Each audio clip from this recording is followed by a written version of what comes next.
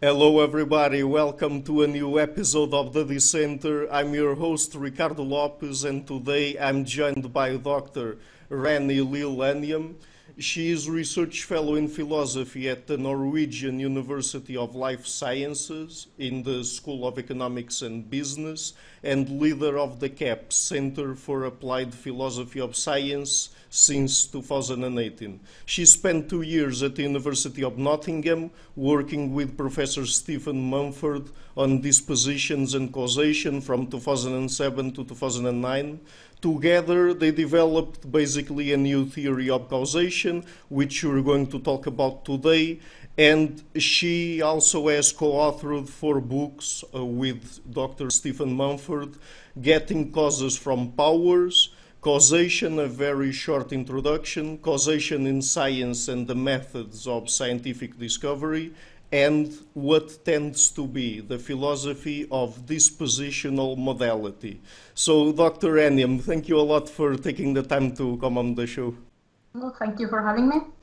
Okay, great. So let's see, because it seems when we're talking about causation and particularly philosophical things like this, we really have to start with the basics. And since you and Dr. Mumford have proposed a new approach to this question, I guess that we could start by talking about the metaphysics of powers, because this is really at the basis of this approach that you developed, right? Yeah. So we start from assuming that there are dispositions of things, or we call them also causal powers, because we think these dispositions, they are properties that give things the potential to interact in causal ways. So, I mean, the normal ideas of disposition is that it's a property that can exist without being manifested. So, for instance, someone can be fertile their whole life, or as long as they could, but without ever having children, for instance, or even becoming pregnant. Of course, a glass can be fragile and it doesn't break, but it still has that potentiality. And when things have these dispositions, of course, it means that we have to behave around them in particular ways, either because we want to achieve the manifestation or because we want to avoid them. If something is explosive, for instance, we have to be careful to have protection against the explosion. If something is flammable, and if we don't want it to burn down, of course we have to be careful around it. So we talk about these dispositions, of course, a lot in every day, but I think also in science, scientists are very familiar with these kinds of things. But empiricist philosophers, they have been very critical, because they say that, well, of course, something might be, maybe someone's fertile, but we don't know it unless we can observe something that proves it. You know, a glass might be fragile, but we don't know it until it breaks. And the only reason why we think that a glass is fragile is because we have seen similar things break. You know, so they would be critical. But I think in science, I mean, now I work in medicine, it seems crucial. If we just observe, for instance, that people recover after receiving a kind of medical treatment, we wouldn't say that the treatment had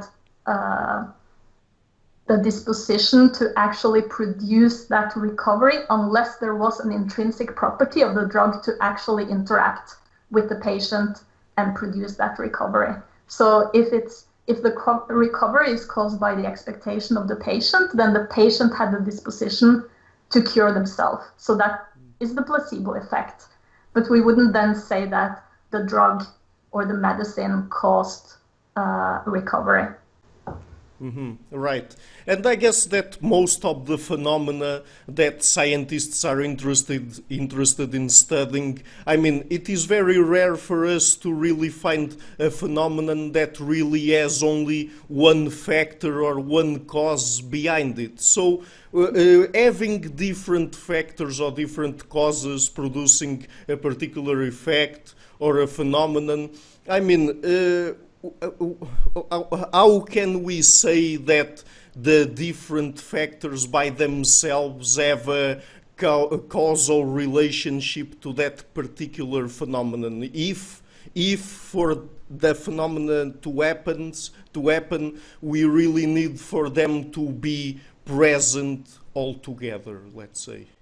Yeah, I mean, we might say that, well, a drug has an intrinsic disposition to cause recovery, but of course that drug alone is not going to cause anything. I mean, you can put a pill on a table and it's not going to do anything, it's not going to do any causal work.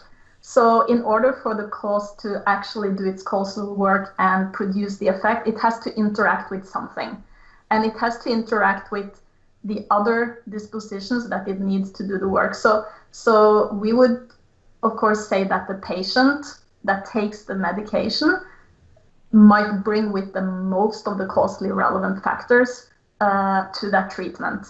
And without those factors, there will be no treatment whatsoever. So, of course, it doesn't mean that the drug is not something that has a disposition to cause recovery, but, I mean, that disposition is not something that on its own would produce it. So we would say that when we talk about background conditions, for instance, and we say that, well, these background conditions are necessary, or we might think some of them are sufficient to produce the effect, we would say that, well, we call them background conditions because they are causally relevant, and they are causally relevant because they have dispositions to contribute in this causal process. So that's really important.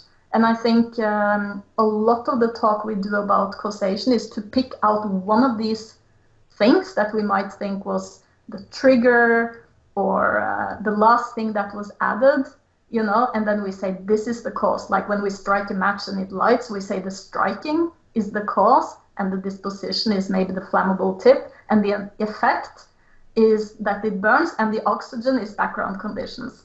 But we wouldn't want to distinguish between the oxygen and the flammable tip and the striking, because they are all bringing dispositions into the causal interaction to produce the effect.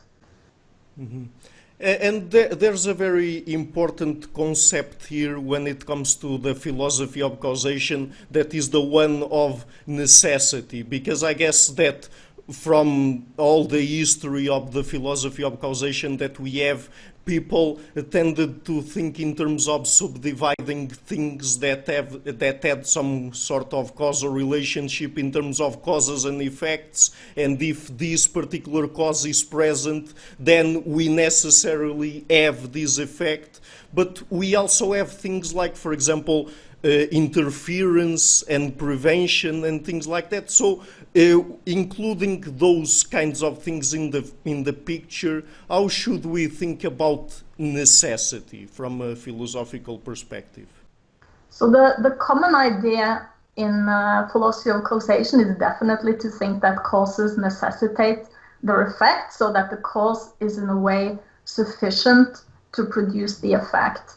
And I think whether you believe in causal necessity or you're a Humean and believe only in regularities, the outcome is still the same, that we need perfect correlations or perfect regularities to have causation. But then, of course, we know that there are all these possibilities of interference. So we say, ceteris paribus, So a cause will produce its effect necessarily, but ceteris paribus, or under ideal conditions. But what does this mean? I mean, because, you might say that, well, with the match, for instance, as long as you have the flammable tip, you might need to have the wood that is dry, you need the oxygen, maybe there shouldn't be any wind, and then if you strike it necessarily, it will light.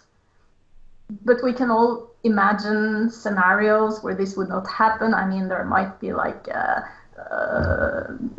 the whole building might be sucked into a black hole, just imagining. If we think of a causal process happening within an open system, there is no limit to how many possible interferers there could be. So I think that in philosophy, the typical idea of securing causal necessity is to say, we take a case where the cause actually produced its effect, and then we take everything that happened that was necessary in the same case to get it, and then we repeat that, so we say the cause is not only that we struck the match and it light, but everything that was present. So when we repeat that, this huge cause, then that includes every relevant part of the background condition.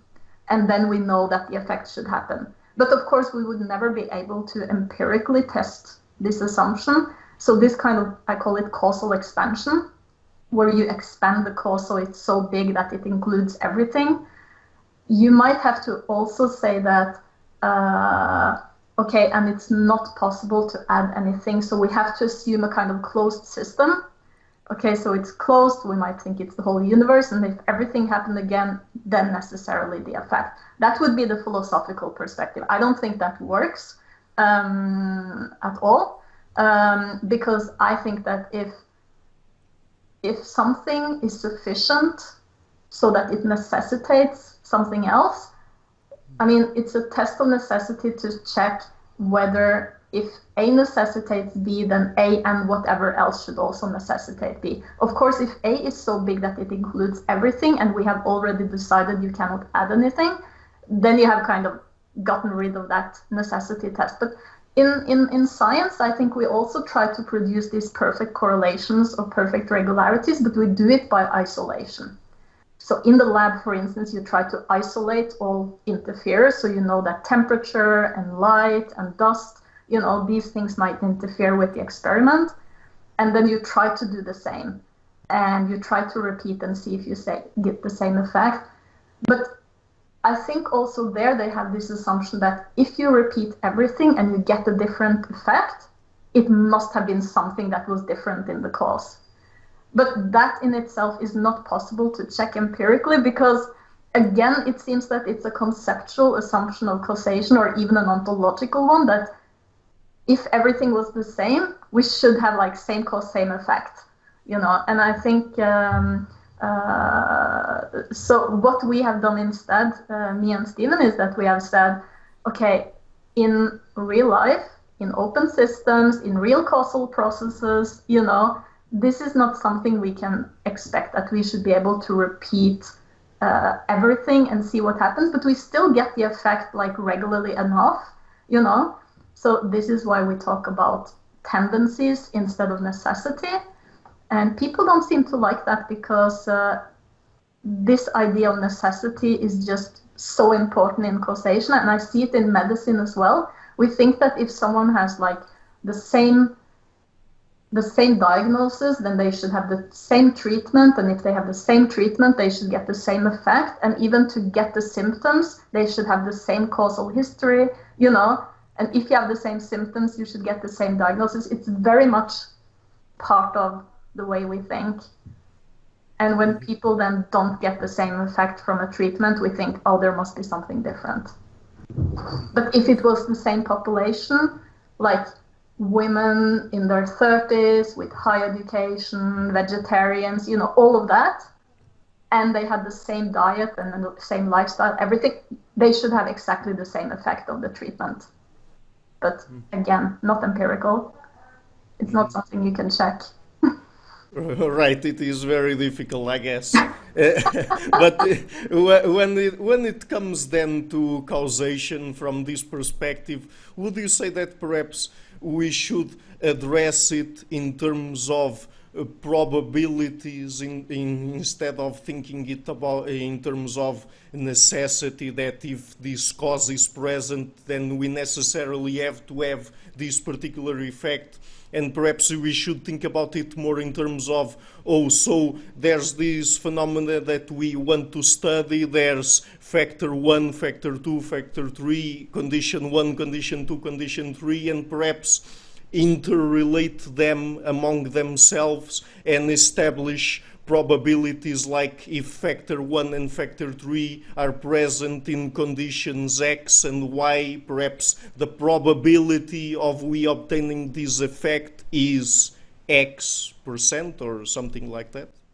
Well, if we did that, we would, I mean, if we want to have like a very specific number, and this is what we do. I mean, we do it in medicine all the time. We talk about probabilities instead. We say, of course, a treatment is not going to work for everyone. It only works for like 20%, for instance, but we don't know who they are, you know.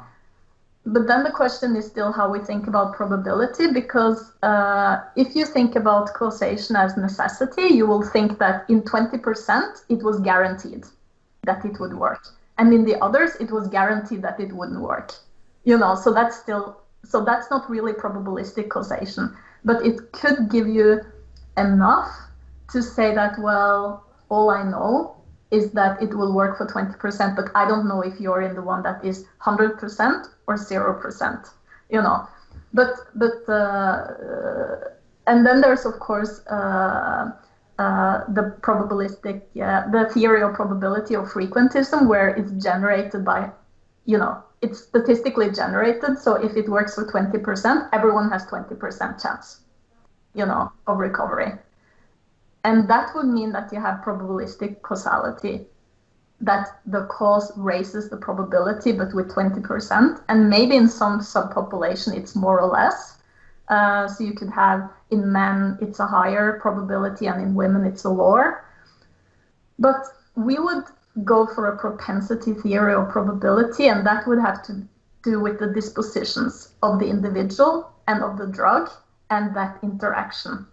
So on that view, I mean, it wouldn't be the same as saying that a causal tendency is a probabilistic tendency, because that suggests that it's the how often it manifests itself that is going to give you the propensity. So if it manifests itself in 20%, then that is how strong the propensity is. But we want to say that the propensities, they are intrinsic and individual, so that the statistical average of how often something works, that's different from saying how great a risk or potential you had for a certain outcome.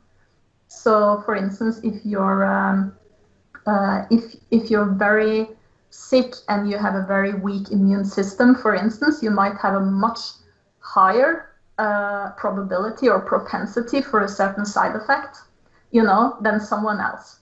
So that is because of your dispositions, those that are individual. But I think if I want to talk about probabilistic causality, I would want to talk about something that is more like coin tosses and decks of cards and these typical mathematical probabilities where there are more than one possible outcome. You know, so it's not how likely is it that the effect is going to happen or not, but if it's a 50-50 chance of heads or tails, then, I mean, when you flip it, it will land either, and one excludes the other. You know, so that would, to me, be a probabilistic case of causation. So it means it has two possible outcomes or more. Mm-hmm.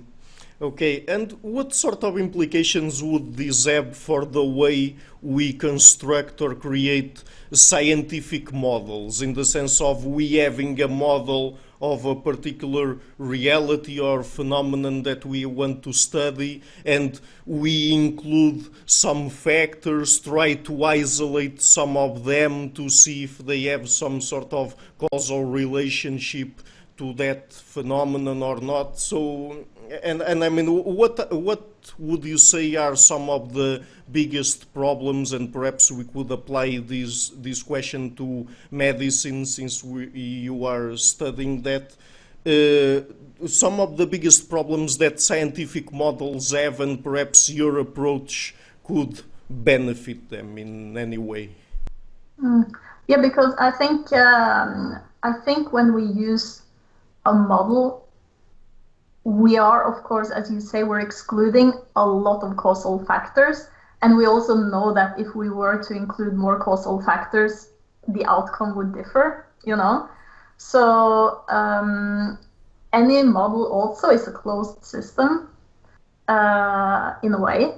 And it might even be an assumption of determinism, you know, so that if you have these initial conditions, you can guarantee the next step in the model, which makes, of course, predictions from models really easy.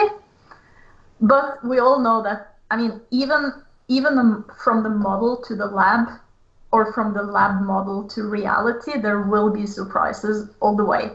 And of course, we might think of that like as a problem, but it really also gives us feedback as to what would be relevant information in the model, relevant information to include.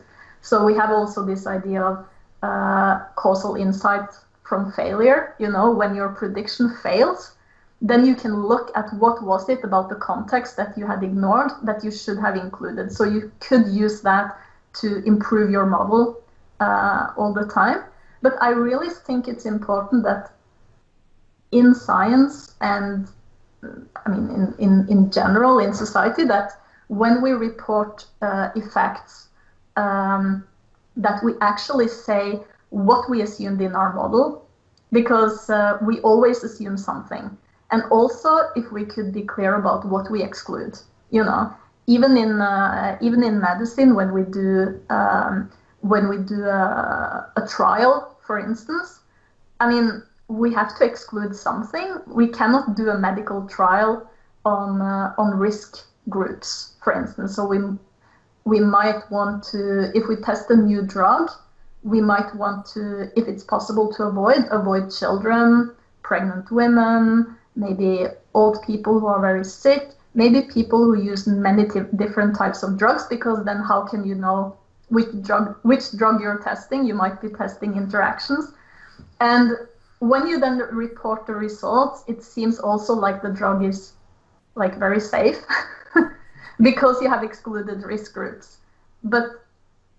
And also you might find fewer problems with drug interactions, you know, that they interfere. So when the drug actually comes on the market, it might be very optimistic result compared to what you get after. And that's where you can start revising your model in light of what happens to patients who are younger, older, sicker, you know.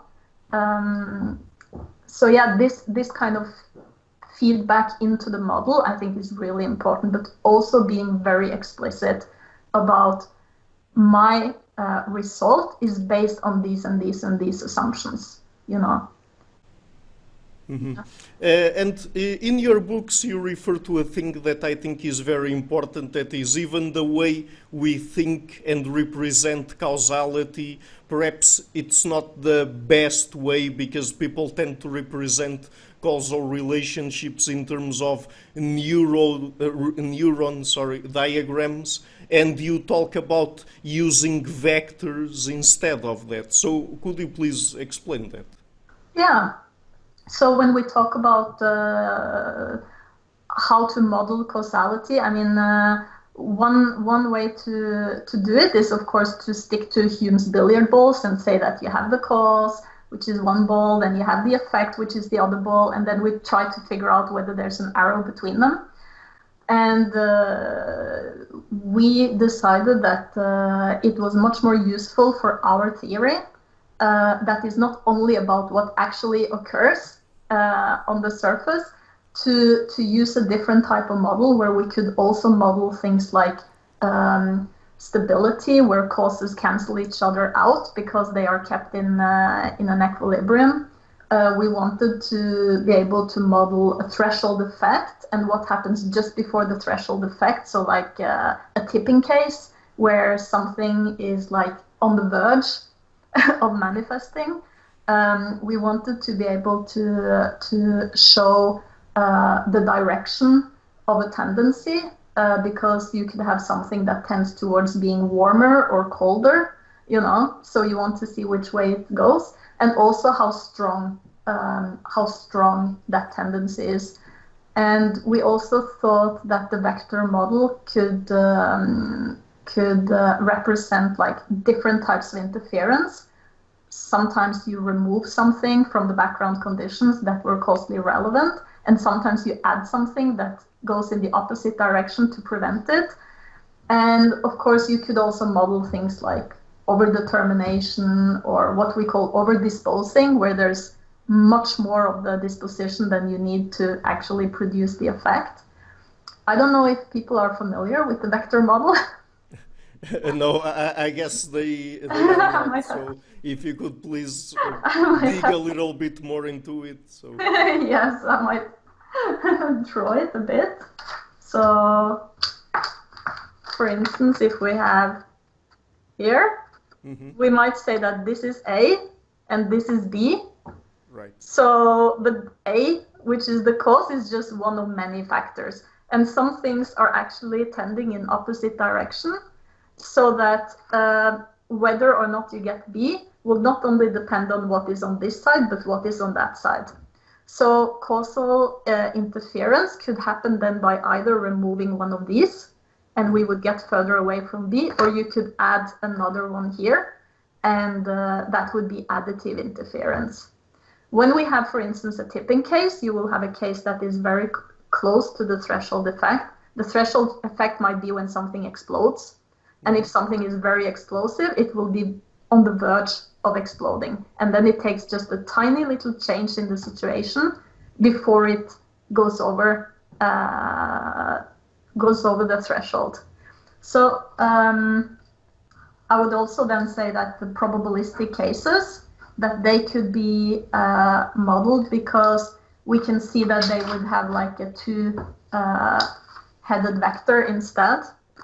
So here, you could say that it's a single vector of the coin, and you have the heads on one side and tails on the other, and which way it goes, it's like it's halfway there. So, which is still a model. I mean, it's an idealized situation, but so that would be different from whether one single disposition is going to meet its threshold or not. So yeah, we thought that, I mean, it's still just a model, and it has a lot of weaknesses. It doesn't, for instance, show the actual manifestation. It shows the potential that is there.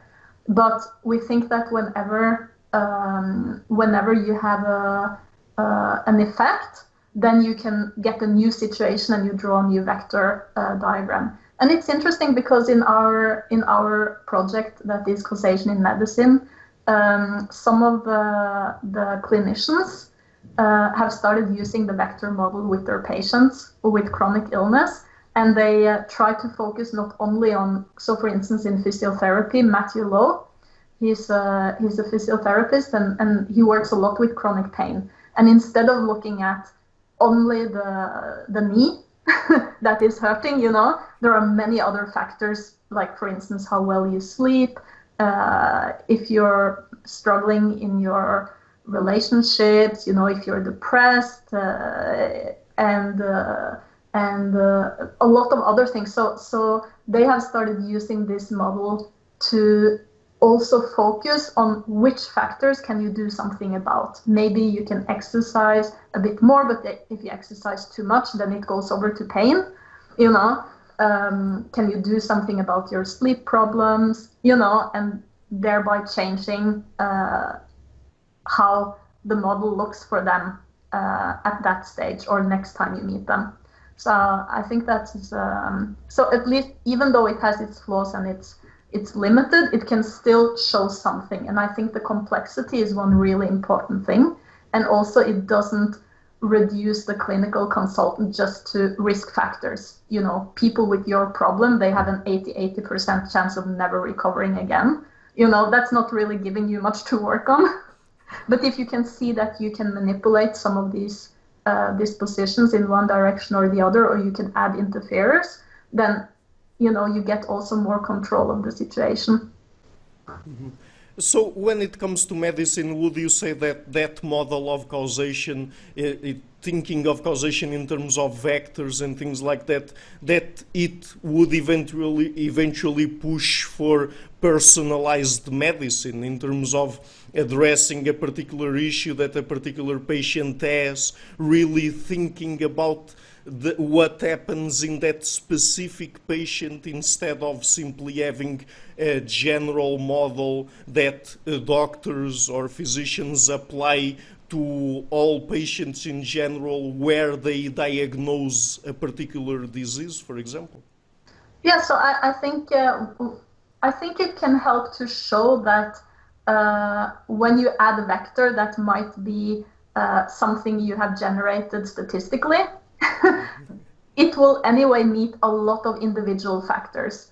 And of course, there are always going to be genetic factors involved, and they will be personal. But there are also other factors like biographical, like what happened to you in your life. And one thing that is getting more and more awareness now is how chronic stress over a long time can lead to inflammations, autoimmune disorders, you know. So if you experience some kind of trauma, that might actually make you sick. And it doesn't mean that everyone who experience what you experience will, of course, get that particular symptom, but it's to see also that people react in personal and individual ways to what they experience. And also it's going to be a combination of a lot of lifestyle, diet choices as well. So I think when you say individualized medicine, that is usually just focusing on the genetics,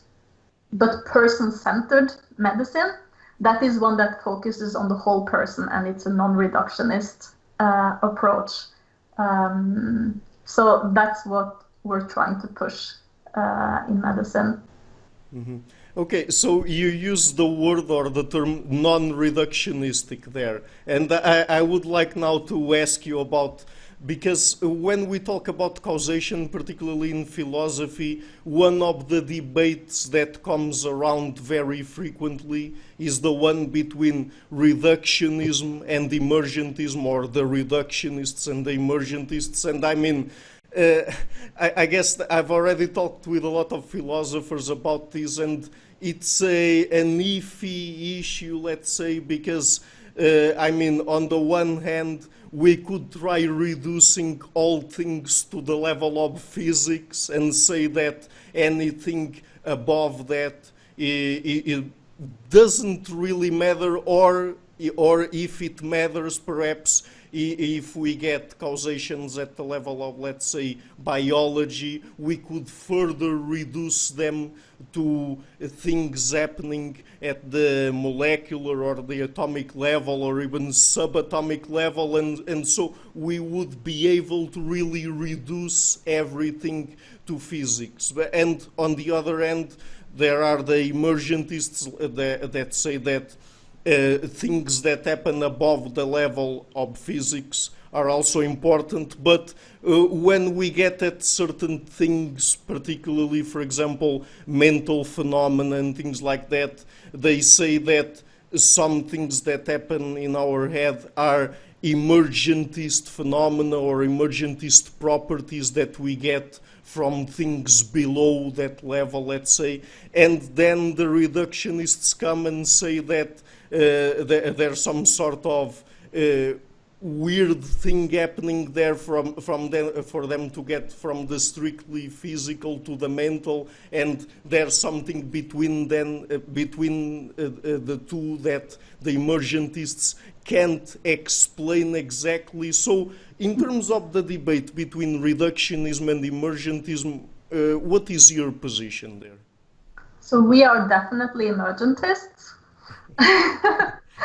But it's a different type of emergence than from the typical alternatives in philosophy, because very often we talk about like weak and strong emergence, and the weak emergence is that the emergent phenomenon is surprising, you know, and the strong emergence is that it's unpredictable from the level below. And we don't go for any of those, but we go for metaphysical emergence because we want to say that an emergent property is something that is new and didn't exist on the level below. So, for instance, we might talk about if we say that I'm a collection of molecules, then why do the molecules belong to a different level than me, as a person? So we have these kind of levels in nature that we talk about. We talk about like the particles, and then we talk about chemistry, and we talk about cells, and then organisms, individuals, societies. Why do we talk about these things? So we think that one way to think about it is in terms of parts and wholes. So the molecules, they are part of me, and therefore they are at a lower level than me as a person. I'm part of society, and therefore me as an individual is on a lower level.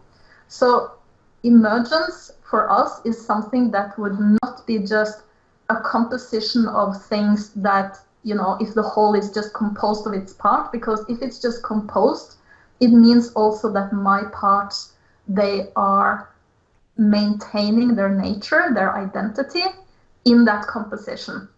So it's a bit like the world is of Lego bricks, so you can almost take them apart and then they are the same as they were before. It's a bit, but for us, when we say that something is emergent, it is because it's a result of a causal interaction of the parts, which actually makes the parts change.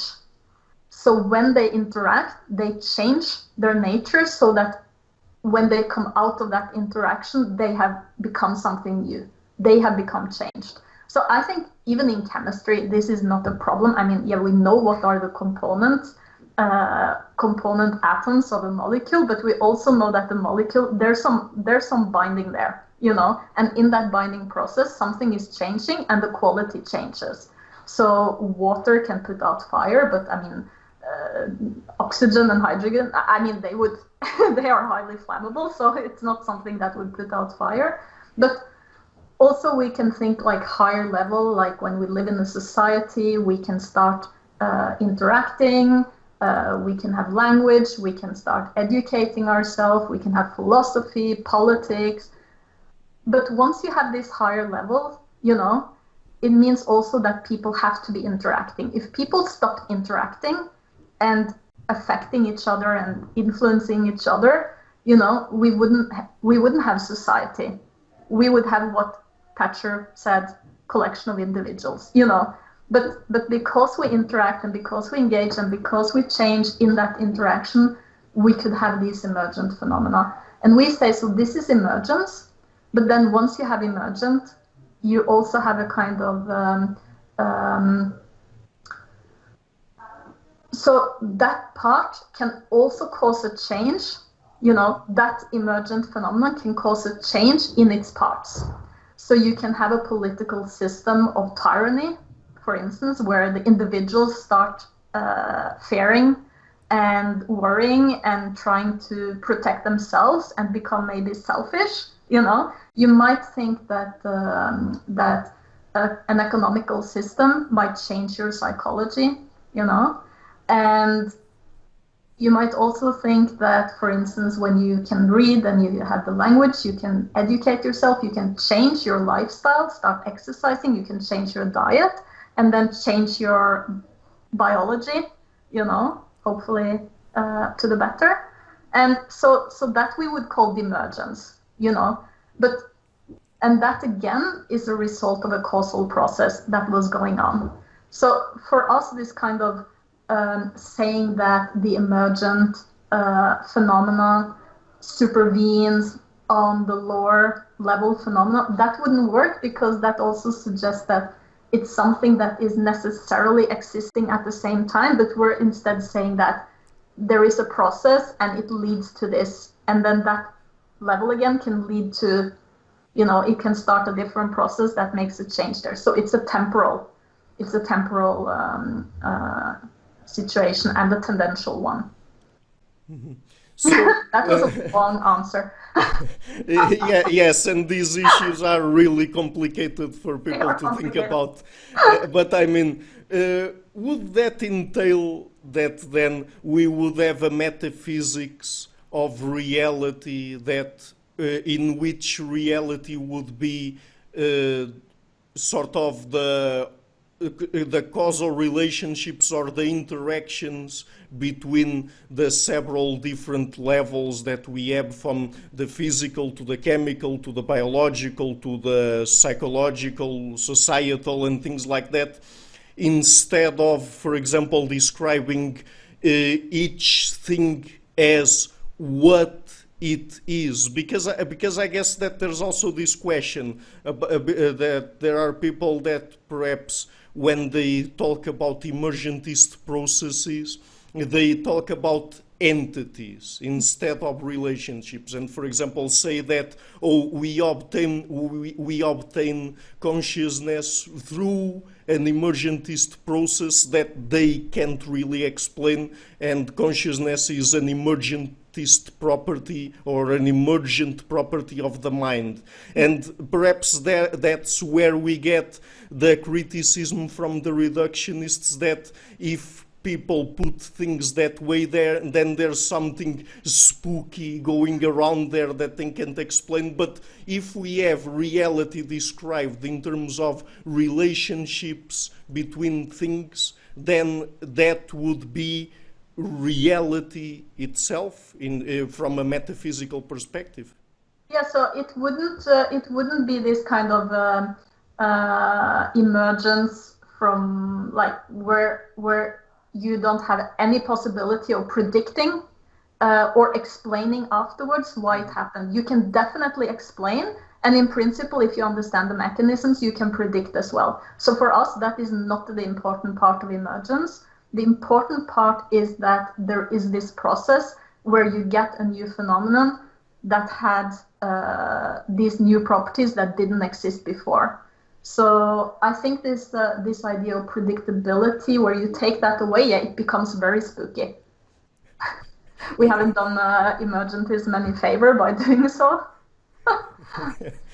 Yeah, right. Because I mean, there are people like, for example, I talked recently with Dr. Philip Goff, and he has a very strange take on consciousness, because he says that, okay, through science we are able to explain how things relate to one another in the world and their causal relationships and things like that, but we can't explain what the things themselves are outside of those causal relationships. I'm not sure if you understand what I'm trying to say here, but would you say that then what is really important is for us to understand those relationships and not really trying to get at what is the nature of the phenomenon and what they are about?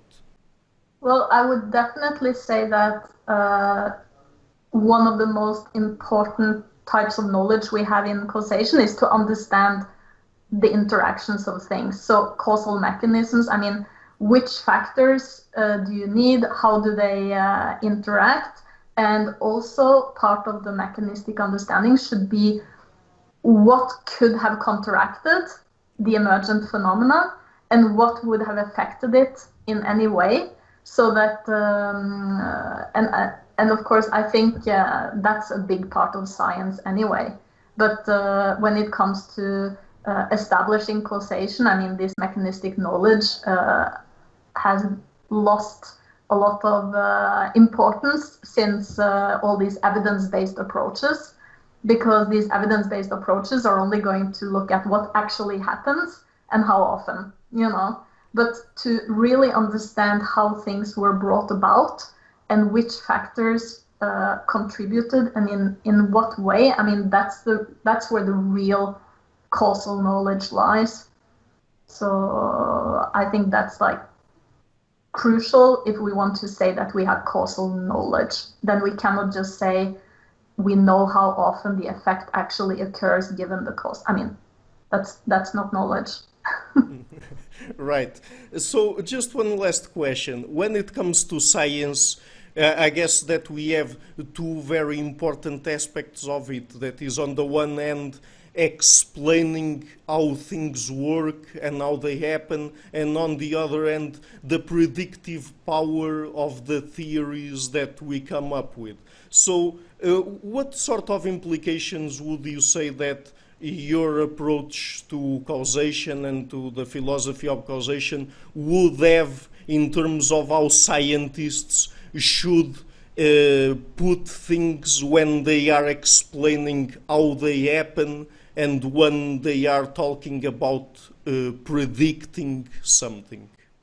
So since we go for this dispositionalist view, I would think that if we want to explain why a phenomenon happened, it's really important to say which dispositions were involved, and which dispositions interacted.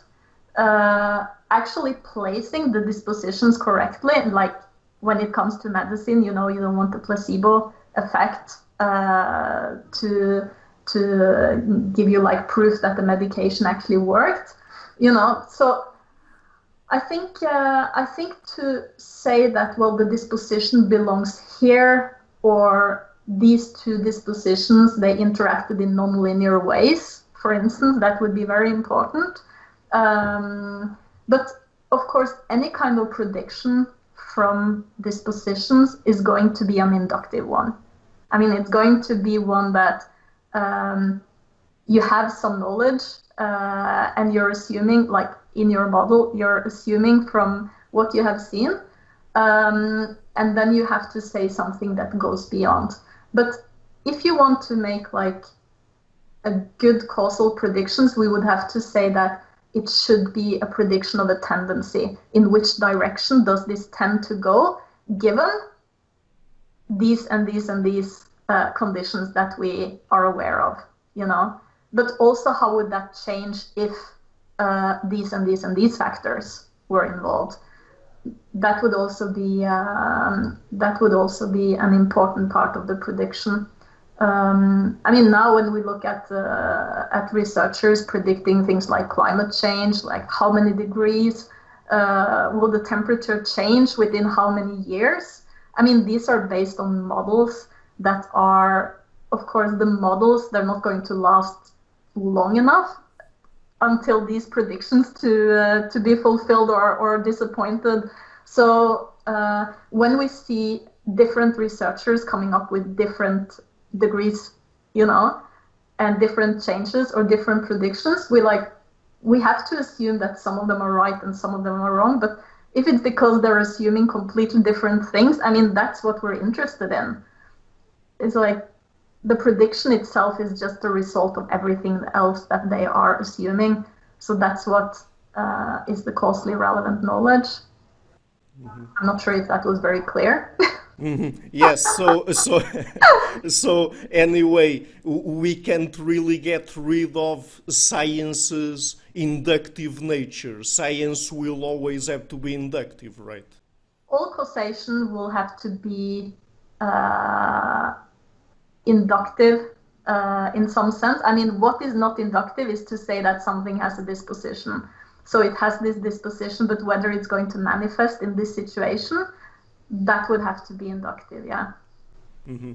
Okay, so Dr. Anjum, just before we go, I've already referred to your books in the introduction to the interview. Would you like to tell people perhaps what would be some of the best online places if they want to go there and learn a little bit more about your work?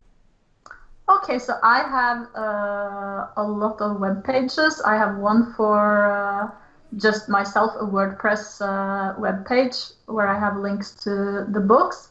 I use also academia.edu and ResearchGate a bit. We have a web page for our project CauseHealth. So that's also a place. And the Center for Applied Philosophy of Science at NMBU, we also have some links there to our work. Okay, so I will be leaving links to all of that in the description box of the interview. And Dr. Anjum, again, thank you a lot for taking the time to be here with us today. It was really a pleasure. Okay, well, thank you for having me.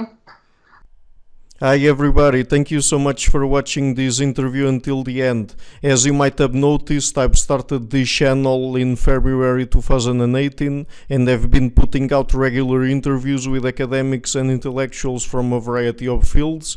So to keep the channel sustainable, I would really like to ask you to please pay a visit to my Patreon page and to consider making a pledge there. Otherwise, if you don't like Patreon, you can also go to PayPal or Subscribestar. All of the links are in the description box of the video and also on my channel. And apart from that, you can also, of course, leave a like, share the interview and hit the subscription button. I would also like to give a huge thank you to my patrons, Karen Litzke, Anne Blanchett, Per Helga Larsen, Ló Guerrero, Chantel Gelinas, Jim Frank, Francis Ford, Hans Frederick Sunda, Brian Rivera, Lucas Stafiniak, Sergio Condriano, and my first producer, Isar Webe. Thank you for all.